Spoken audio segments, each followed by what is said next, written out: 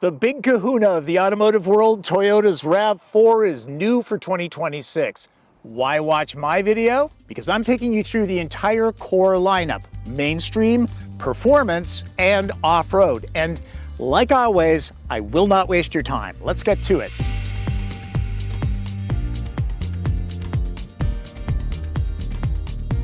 Three is the magic number. In the automotive world, brands need vehicles to cover the tripod of the market, as it were: mainstream transportation, sporty enthusiast machines, and off-road prowess.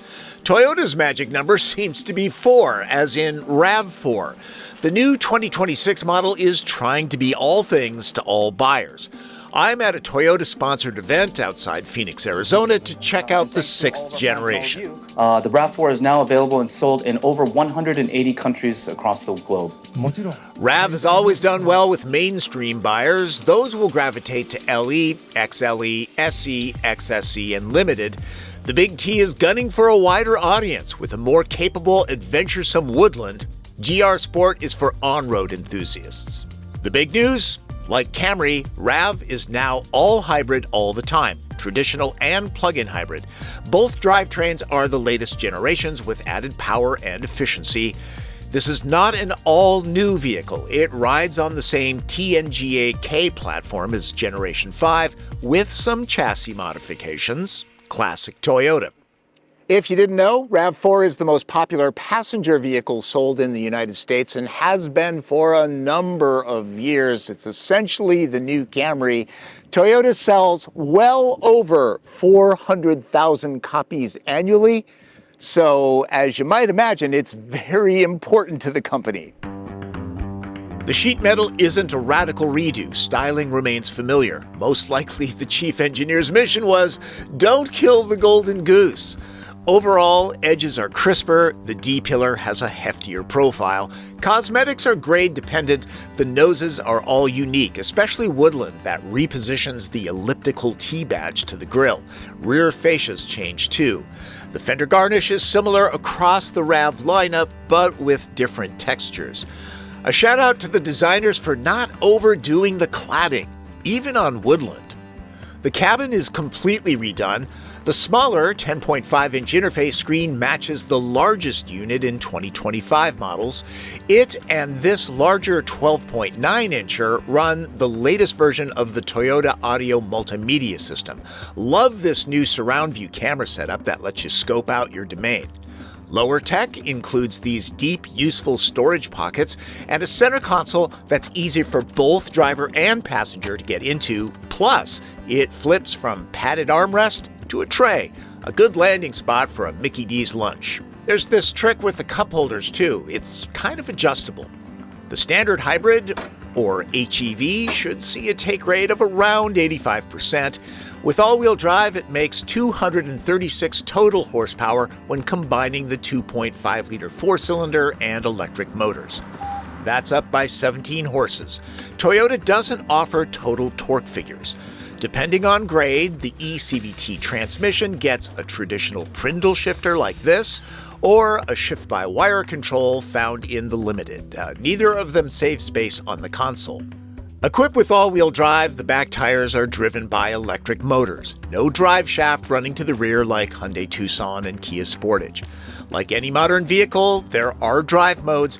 It's very clear which one you've selected on the 12.3-inch gauge cluster found in all RAV4s. Woodland gets a couple extra for conquering the great outdoors. Hill descent control too. The plug-in hybrid, formerly dubbed Prime, gets a solid upgrade for 2026. Rare as hen's teeth in the past, Toyota claims it's tripling production for 2026. The all-electric range rises from 42 to as high as 52 miles. GR Sport gets a Level 2 J1772 port. Woodland and XSE add a CCS socket for DC fast charging. Considering the gas engine always has your back, not sure why that's needed. The new 6th generation PHEV, also with a 2.5-liter four-cylinder, adds more powerful electric drive motors. So it produces 324 horsepower combined in every trim that it's dropped into. Again, no total torque figure is provided. All-wheel drive is standard, and like the regular all-wheel drive hybrid, the rears are driven by motors. The 22.7 kilowatt-hour lithium-ion pack is floor-mounted. It takes up little cargo space. There's still room for a spare tire. GR Sport gets standard paddles for simulated shifts from the eCVT transmission. Let's get to driving. I'm doing the magic number thing, driving 3 versions: Limited, GR Sport, and Woodland. By far, the most popular powertrain will be the standard hybrid that comes in both front-wheel drive and all-wheel drive. To sample that, I'm driving an all-wheel drive Limited trim. Most of my impressions will be with this one, since it's part of the mainstream group of 5 trims. Woodland and GR Sport are more specialized. This new generation hybrid system has a little bit more oomph, 17 extra horsepower. I would say 0 to 60 happens in just over 7 seconds. Not bad. And remember, electric motors, they have instant torque, so this feels good off the line. Being a hybrid, there's some CVT drone under hard throttle, but it's well managed. That's expected. Toyota does hybrid technology extremely well. Sportage and Tucson use a 6-speed gearbox for those preferring that dynamic. A new electronic system called Cooperative Steering Driving Force Control supposedly tames pitch and roll. Hard to evaluate on this drive route. For the record, I never liked the gas-only power plant in the RAV4. I always felt it was coarse. The hybrid was always the smoother choice. The next generation, is even more refined. You'll definitely notice the difference. It's quieter, there's less road noise, there's less wind noise. I'm not overly familiar with Arizona's pavement, so pay attention on your test drive in conditions familiar to you. Not only is the hybrid a little bit more powerful now, it's also more efficient by about 4 mpg. The average for most RAV4 all-wheel drives is 44 mpg. The Woodland is less efficient.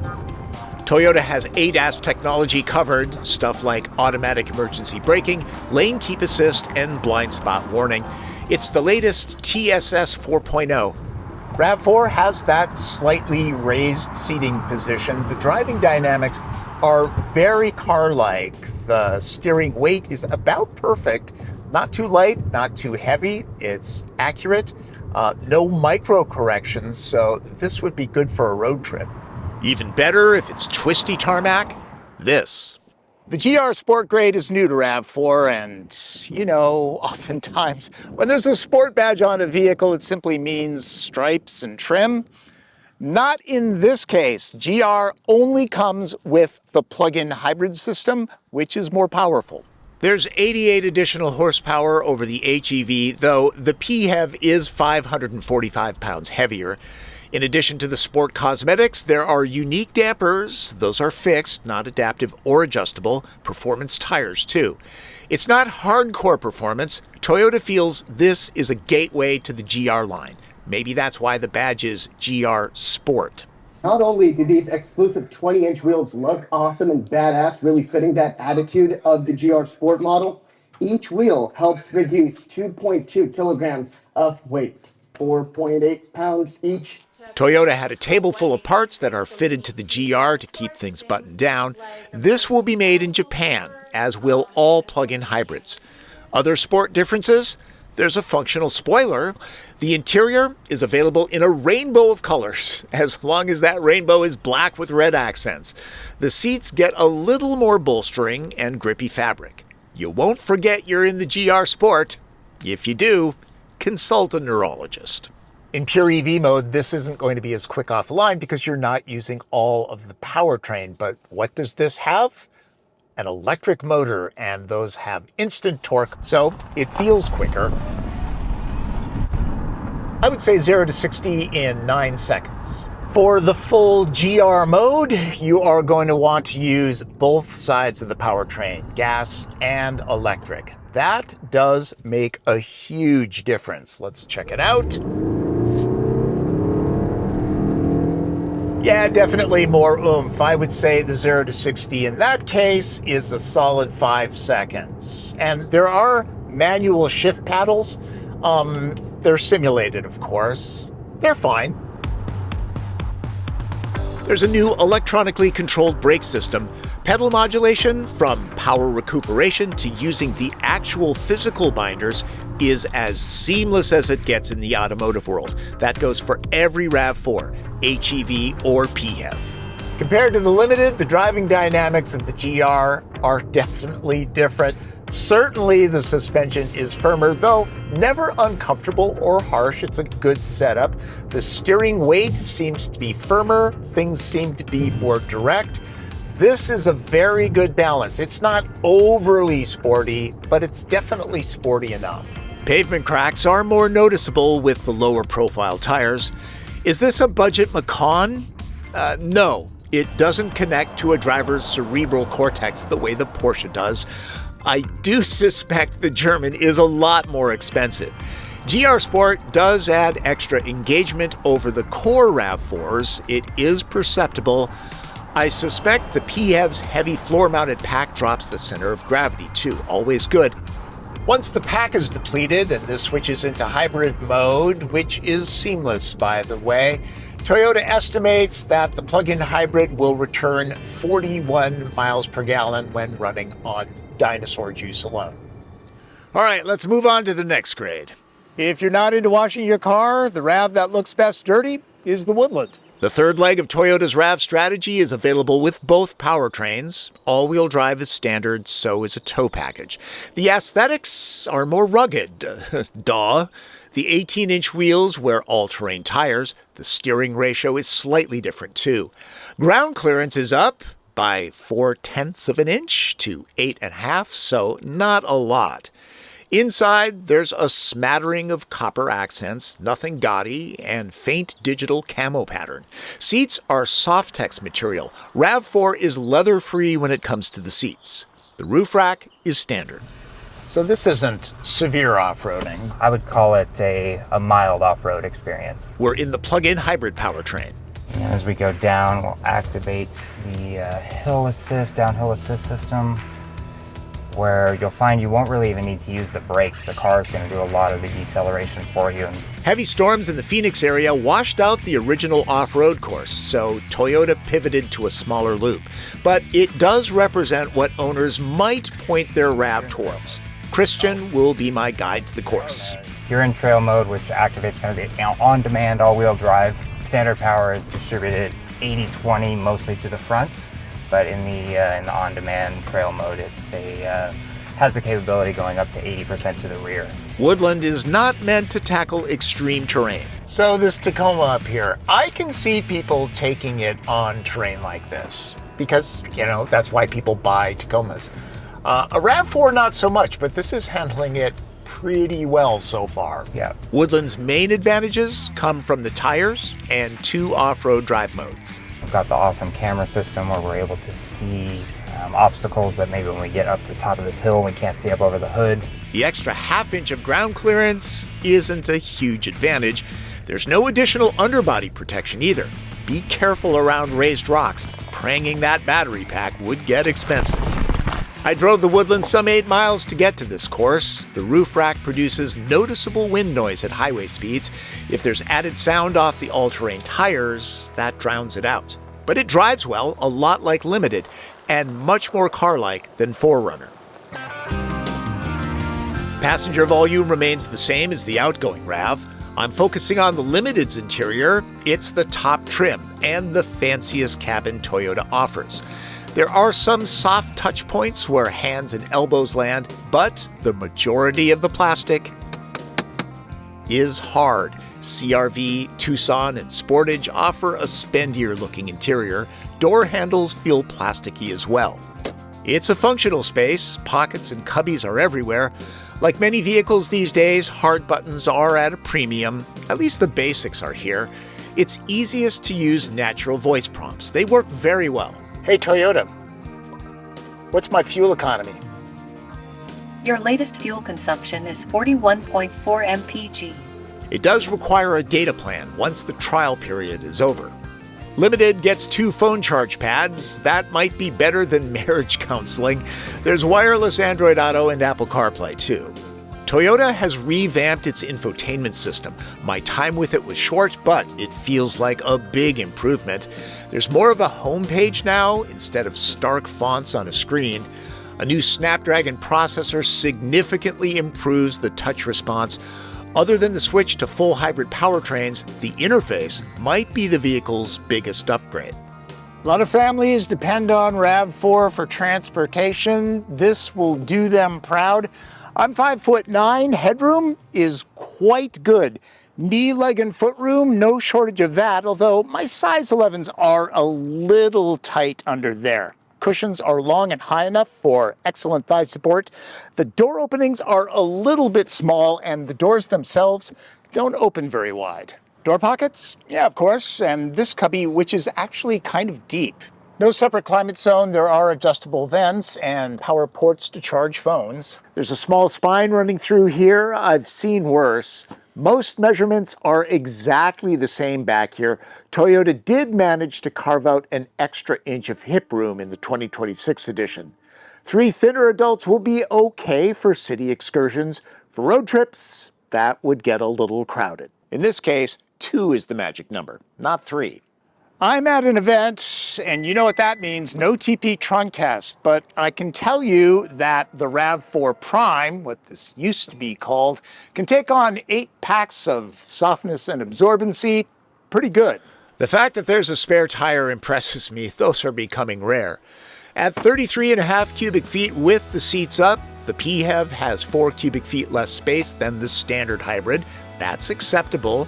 It's a bit of a reach in. Remote releases would be handy. In max cargo mode, the plug-in hybrid offers 63.5 cubes against the hybrid's 70 cubic feet. The cargo hold remains pretty much the same as the previous generation, if you're an owner. That brings me to pricing. Unfortunately, Toyota has not released that. For now, it says RAV4 begins at low 30,000s for a front-drive LE. For reference, a 2025 all-wheel drive hybrid starts at $34,300 with shipping. Without real numbers, I can't tell you what the value proposition is against the competition. Availability begins in December of 2025 for the HEV powertrain. The plug-in hybrid is expected in the spring of 2026. As you might imagine, with a vehicle this important to Toyota, it has really sweat the details. It's more refined, it's got a better infotainment system, it's more efficient. I would like a little bit of a nicer interior though, this being the Limited.